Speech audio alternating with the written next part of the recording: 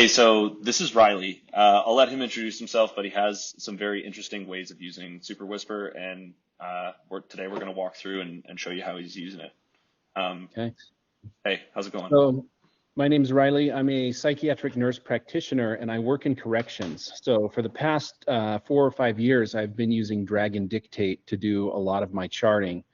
And I recently wanted to switch from PC to Mac just to be able to use the Apple Silicon, have the better battery life. The facility that I work at is pretty spread out. So I'm walking, a couple miles a day to see my patients, and Wi-Fi access is spotty, and so is access to electrical outlets. So having a use case where I can just grab a laptop that will last me all day is kind of what I was looking for.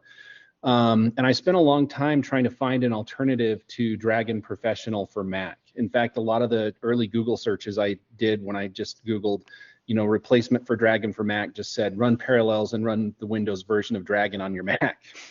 And so after a lot of searching, I eventually found Superwhisper and played around with it a little bit. It wasn't initially ideal for my use case because Dragon has a lot of workflows set up specifically for professional use, like templates and things like that. But after a little back and forth with Neil and using the modes that kind of output the text into an AI model, I was able to come up with something that I could dictate my text into, and then it would automatically format it into the template that I'd been using. And that saves me a lot of time. I'm actually at the point now where my workflow with Superwhisper is actually more efficient than my workflow with Dragon was. We got him. We beat Dragon. We did it. And the other nice thing about this is everything takes place locally on the machine. So for me, as a medical professional, there's no concerns with HIPAA compliance because I'm not sending anything to the cloud. Right. Um, so your prompt and how you're using uh, Superwhisper is actually far more complex than anything I do personally. So I'd love it if we could step through and and go through like what you've got and maybe a quick demo, and then also your process for building that mode and how it fits into your work, like your work day to day would be awesome. Sure. So so can you see that I'm just in Pages right now? Yep. Yeah, all good. So the workflow that I have set up, and I guess, I'm happy with you sharing the template that I sent you. There's no like personal information or anything like that in there. Okay. But the mode that I created is for a follow-up note. Okay. And it basically right now is running on Llama 3 locally through Olama. Right on. And the prompt is kind of complex, but it basically comes down to instructing it to take the text that I'm dictating to it and format it according to the template that I use for my follow-up notes. And a lot of the things in the mental status exam on a psychiatric examination stay pretty consistent if the patient's stable. So a lot of that is pre-populated in brackets. I have the ability to dictate changes to that text in brackets, and it will replace the text in the brackets. But then at the end, when I'm done dictating, anything that I don't address inside these brackets actually just change to the default text that's already contained inside the bracket. So I only have to address something if it's different from kind of baseline, Right. if that makes sense. Yeah. So for an example here, make sure I'm in the follow-up note mode. Yep, okay. So I would open up Superwhisper and say, cell location is A-20-B-5. Anniversary date is March 5th, 2023. Demographics are 35-year-old male. Chief complaint is the shakes stopped once I started taking propranolol. Diagnoses are schizoaffective disorder, bipolar subtype, chronic post-traumatic stress disorder. Appearance is a tall, lean male with shaggy graying hair. Plan is continue Risperdal 2 milligrams PO QPM KOP, continue Cogentin 1 milligram PO BID, continue propranolol 10 milligrams PO BID KOP, follow up in 8 weeks. And then the other thing that I didn't mention in there is I also have quite a few text replacements. There's a lot of medical abbreviations like PO, which means by mouth, or BID, which means twice per day. So those are automatically just taking place with the text replacement. That's my wife honking at me. Um, wow. So now it's taking what I dictated and formatting it according to the template that I created. That's incredible. I'm blown away. I haven't gone to this depth of complexity with the offline models yet. So this is completely blowing my mind right now.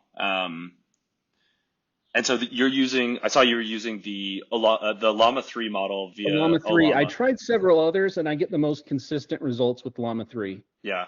So for anyone who doesn't know, that is a 8 billion parameter model from Meta or Facebook, and it's kind of blowing people away right now. Not because of like the top line intelligence, but for its size and its ability to run on just a normal, Apple Silicon laptop, how And smart it run is pretty and capable. quick. Yeah, that was really fast. That was really fast. A couple of subtle things I'd like to point out. In my template, it says appears to be their stated age to try to keep it generic. Yeah. And it automatically, I've noticed, will change it to his or her depending on whether I say the patient is a male or female when I'm dictating. Wow. And then this is what I mean by all these medical abbreviations. So I would say, PO, QPM, and it's automatically changing that to by mouth in the evening. Wow. Yeah, maybe we could go through that too. I mean, how about this? Let's take a look at your example in the prompt, like the input output that you're supplying. Because yeah, some people might have missed that in the initial Yeah. here. So like in your top line prompt, you've got these within the square brackets, you basically have like the default, right? So if you don't address Correct. something, the value that's going to be put in there. Um, and and you know what? I'll Well, like I like was wherever I saying, share this video, I'll share the prompt as well. So if anybody, if they miss something in the video, they can go and reference that. But yeah, sorry, go ahead. oh, I was just going to say, so like in the prompt, it says their stated age. I never said specifically replace that with something, and it's figuring out on its own because I say it's a male or female. It says his or her stated age. Right. Wow. Um, yeah. I mean, benefits of like non-deterministic systems. They can just And uh, then the thing that really made it more consistent was providing it with an actual example. yeah. So this was dictated text, and this is the template completed according to that dictated text. Right. So the consistency improved a lot once I provided an example. And I'm only using one, so I guess if I found that it wasn't consistent enough with one, I would probably add another example before I changed my prompt. Right. So I did do some testing with the cloud-based ChatGPT 3.5 while I was getting this up and running. I was just, making up stuff like I did with this example because I don't want to, again, send any personal health information to the cloud. Yeah. And ChatGPT 3.5 was pretty consistent with just the prompt. I couldn't get any of the local models to work until I had the prompt plus the template or plus the example. Right. Awesome. Well, this makes me think I need to bring Llama 3 directly into the product and not just through Ollama. Just make it easier to use. I was kind of like waiting to see because I knew there's some people that are really excited about it, waiting to see how good it truly is before I invested the time. But it seems like this is by far the most complicated use case of a local model that I've seen so far, and I've seen a lot. Well, I was kind of blown away when it started working. Like I said, the tipping point was providing the example. Yeah. And yeah, and I can't believe the speed of it. I don't know how much that has to do with how optimized that model is versus how well it runs on, an M3 MacBook Pro, but I couldn't believe how quickly it fills out once I finish dictating. And could we go through your text and vocabulary, like the text Sure. replacements and vocabulary? So I have quite a few because, and I went through a similar process when I was getting Dragon working. Yeah.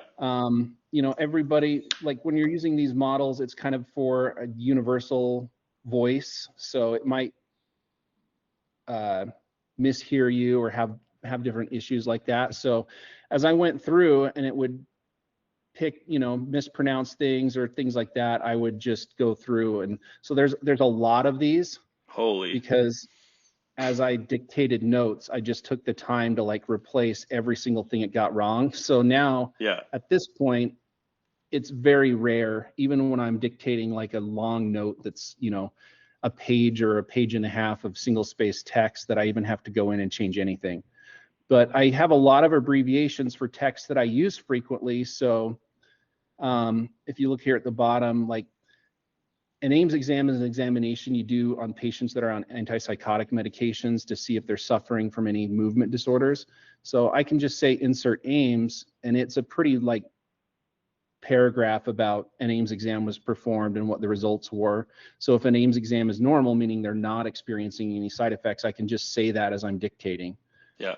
Or like common scenarios that come up about people being allowed medication on their person, or drop down assessments if they've been admitted to like an acute mental health unit. So like a lot of frequently used like sentences or paragraphs I have just replaced with insert that thing. Right. And the last time we spoke, you also told me about how you use Ryan as the, non-gender specific individual's name that can be replaced with the large Yes. language model prompt. Yeah, I You know, found that with Dragon, I would just use generic patient, but with this large language model, that was confusing it. right? And so Because it I loses just the switched to a the gender context. neutral name, and that's worked much better. Very cool. Interesting. I wonder if a template variable would work as well. But I love this approach. It's it's kind of funny to see the name Ryan. You're like, why is he macroing with Ryan? But Yeah. Yeah, I, eh, I should mention that even when I'm dictating like the assessment and history of present illness, I will just say Ryan, and then at the end I just do a search and replace with the patient's actual name, yeah, right. which Um, also saves me any effort if it's like an odd name of like having to train every odd name. I can just use Ryan and just do a search and replace at the end. yeah, yeah, right. Yeah, totally. And so if we go back to vocabulary, so these are primarily, um, the list here is not super long, and these are mostly uh, names and drug names. Yeah. Okay. And I will say in my experience, I've had better luck with text replacement than with the vocabulary function. That's Yeah. why the text replacement is so much longer than the vocabulary section. Yeah. It is. It is a focus of mine to bring in some fine tune models of Whisper.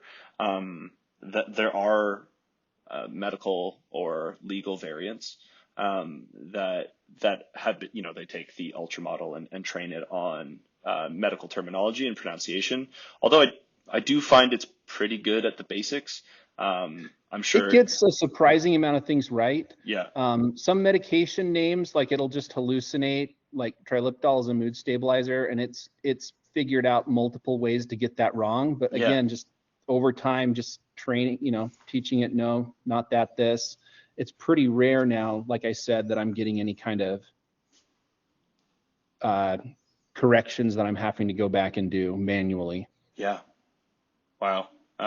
Well, it's always a pleasure to meet somebody who's better at using my own product than me, and you are absolutely humbling me with your with your expertise here. So thank you so much for jumping on. This is really incredible. Thank you. Yeah.